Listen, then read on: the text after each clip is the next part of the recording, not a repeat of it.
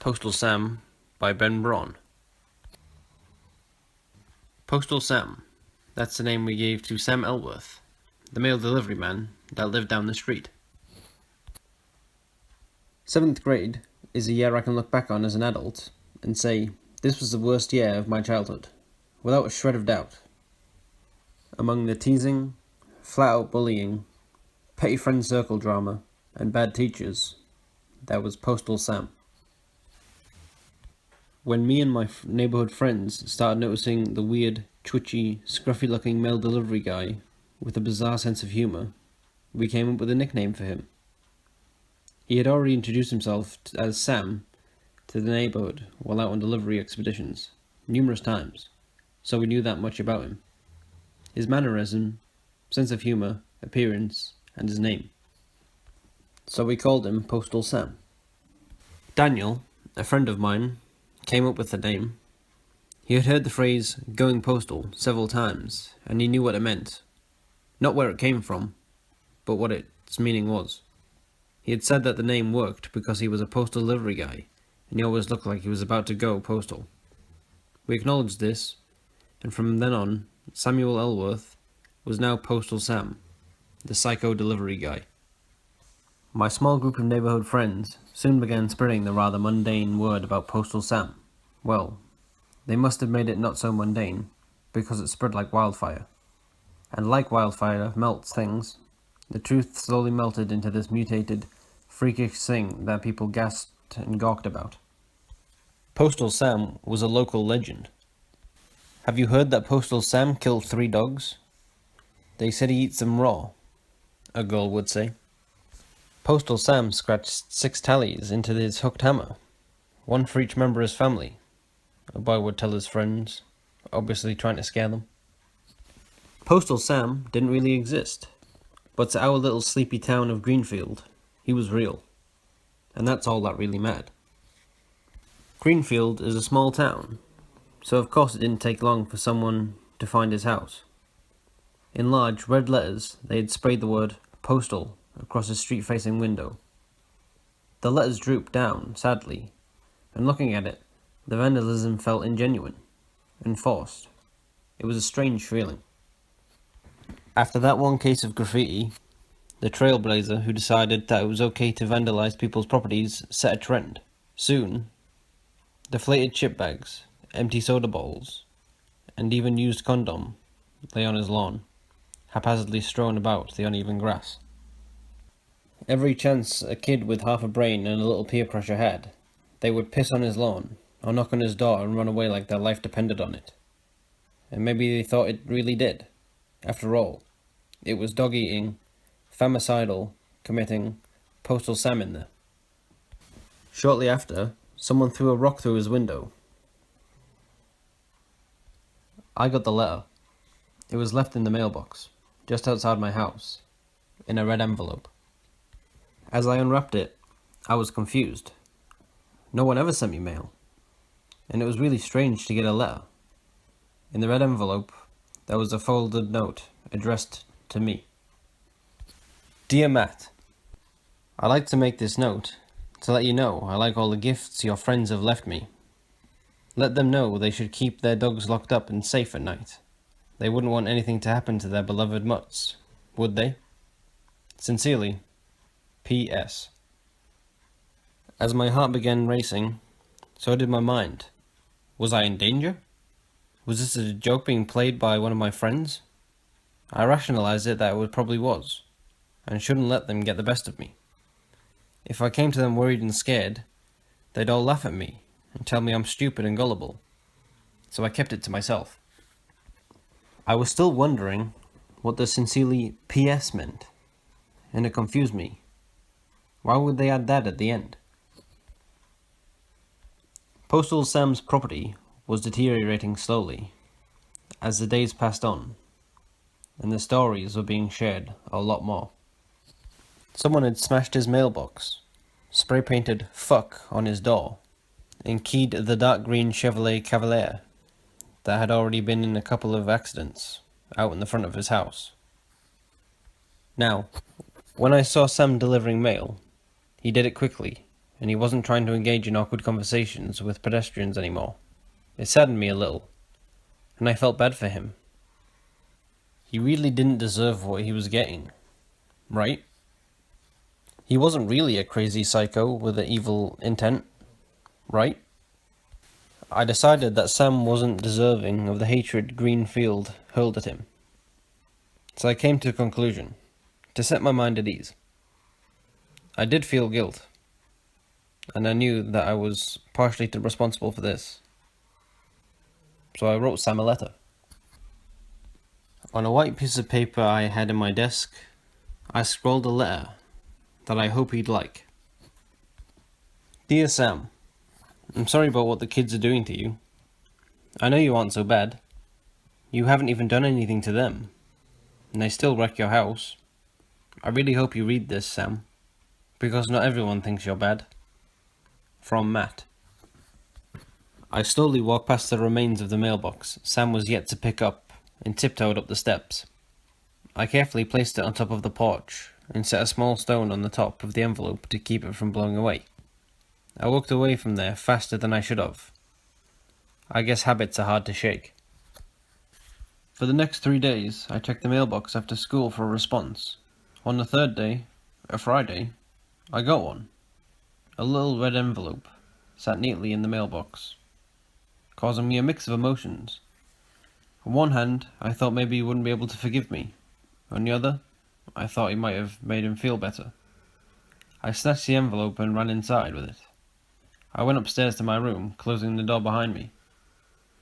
I ripped it open, setting the white letters inside down on the desk. I read it over a few times to make sure I didn't miss a thing.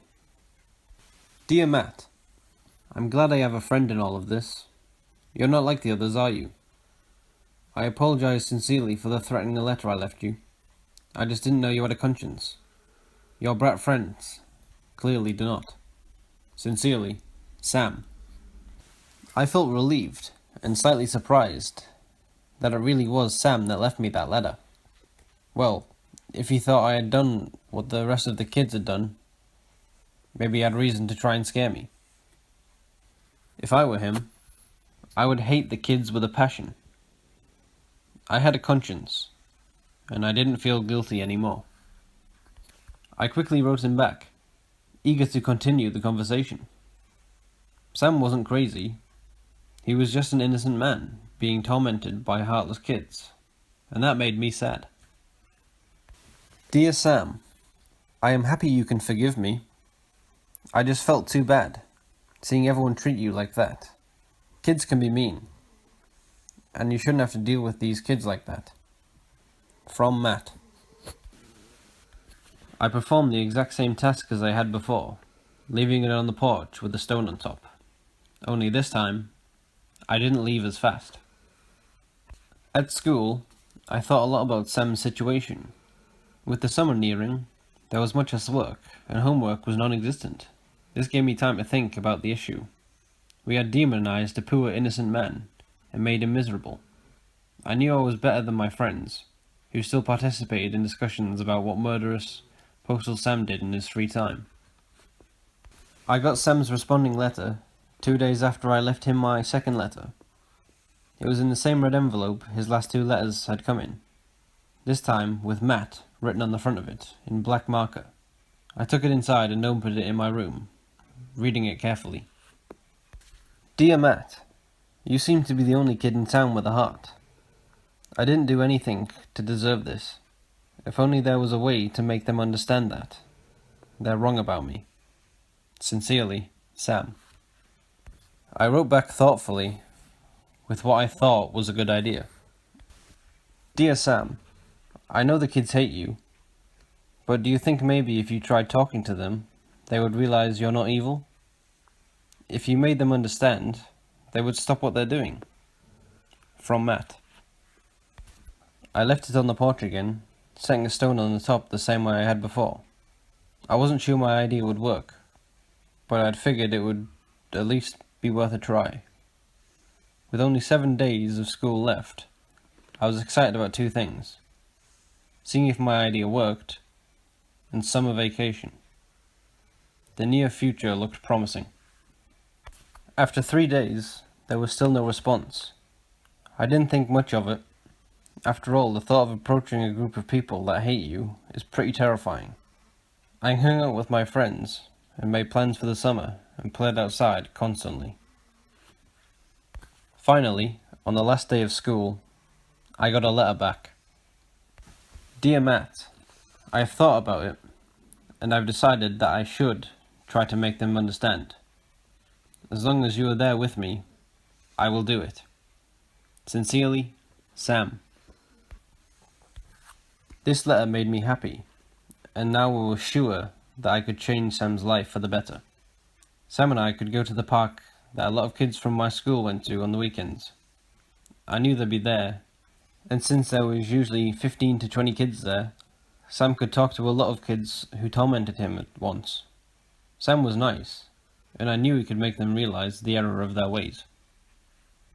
I went and knocked on Sam's door, the red one with chip paint and graffiti giving an ugly look. The mail slot opened, and I saw 2 tired eyes looking back at me. Sam's eyes widened, and he cleared his throat. Sam said in a half-worried tone, half-caring tone, "Matt, I can't come today.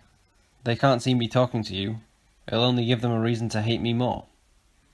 I saw his point, so I responded, "That's okay, Sam. I just wanted to let you know that we can talk to the kids at Glen Park." Sam looked down and coughed, then looked back up at me with an expression of exhaustion. "Sure thing, Matt. How's tomorrow for you? Can we do it tomorrow?" His voice was low and gravelly, and I could see a small scar just under his right eye. My focus jerked away from the scar in an attempt not to be rude. I replied, "Yeah, okay. They'll be there around 3 o'clock.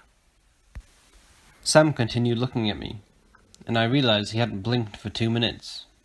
Sam spoke again. "All right, Matt. See you tomorrow, bud." The slot closed, and I walked back to my house. I didn't get much sleep that night. My mind ran through every possible outcome. What if the kids don't listen to him? What if it just hurts Sam more? I tried to calm myself down and tell myself that would work just fine. Eventually, my mind returned to a state of certainty, and I was confident that this would go right. It had to go right. When I woke up the next day, I simply waited for 2:30 to roll around. When it did, I went to Sam's door and knocked. When he opened the door, I saw that he was wearing a button-up shirt with a rip in one of the sleeves, and a pair of stained grey sweatpants. Didn't he have a nice outfit? I realized it's silly to pick at his wardrobe, and that there was more important things at hand. We walked to the park, and sure enough, there was around 20 kids there. Perfect. Sam walked up to them slowly, stopping around 20 feet in front of them. Half of the kids were in the playground, and the other half were sitting or standing on the grass, talking among themselves. I stood a good 10 feet behind Sam, nervous as hell. The kids were taking notice of Sam by now, and a few of them looked genuinely terrified. 2 kids standing by a tree whispered to each other, and the park was silent. An older kid stood up from where he was sat and pointed at Sam. He broke the silence with a loud, "Shit, it's Postal Sam!" and that caused the rest of the kids to yell at poor Sam. A few of them had already begun running, with horrified looks on their young faces. Sam tried to speak over them, trying not to yell. He spoke in a very raised voice. "No, I just came to tell you that I don't want to hurt you. I'm not who you think I—" His sentence was cut off when a rock was lobbed from the mob that had formed. The rock was heavy and hit him directly in the kneecap. I watched in horror as they cheered and began shouting their hatred at Sam. As Sam fell with a pained scream, they yelled, "Fuck off," or "Leave Greenfield, you psycho." I was frozen in place as another rock flew. This one missing Sam. It narrowly missed his head. Sam's screams are being drowned out by the loud cheering from the crowd. "You little shits, you don't know what the fuck you're doing," Sam yelled. I could barely hear his response to their violent and hateful actions. Sam limped away, barely missing more stones being thrown at him. I followed him, asking if he was alright, and apologizing for putting him up to this. He didn't seem to be mad at me, and I was relieved and confused. It was my idea after all. When he finally reached his house, he walked past his broken mailbox, past all the trash on his lawn, and past the hateful graffiti on his door. I went home and cried. It was all my fault. In the night, I heard police sirens constantly. They would pass my house and fade away into the distance. I didn't get any sleep that night, and the guilt ate away at me. I felt like I had ruined a man's life. In the morning, I saw it on the news. A dark green Chevrolet Cavalier, with a long scratch on the side, had hit several kids at Glen Park. 5 kids in total were hit, and 3 of them died. A man had driven his car off-road, hitting the poor kids that couldn't get away in time. One was crushed under the wheels. Another was hit and died of head injury. The third was pinned between the car and a tree, slowly bleeding to death. The man died on impact when the car crashed into the tree and he was thrown through the windshield. Samuel Ellsworth, the Greenfield mass murderer. He was a very lonely man that suffered from mental illness. He was a harmless postal delivery man and he never bothered anyone. The kids will tell you otherwise. A red envelope was found in the trunk of his car along with a hunting rifle Sam never used. When the cops opened it, they read this: "Dear Greenfield, you will remember Sam Ellsworth as the Postal Sam, the psycho who killed those kids. But no, Sam wasn't always just a ticking time bomb, waiting to detonate all over your quiet little town. The children who tortured me for so long, who ridiculed me and made me into what I am now, responsible for me. The children made me Postal Sam. Sincerely, P.S."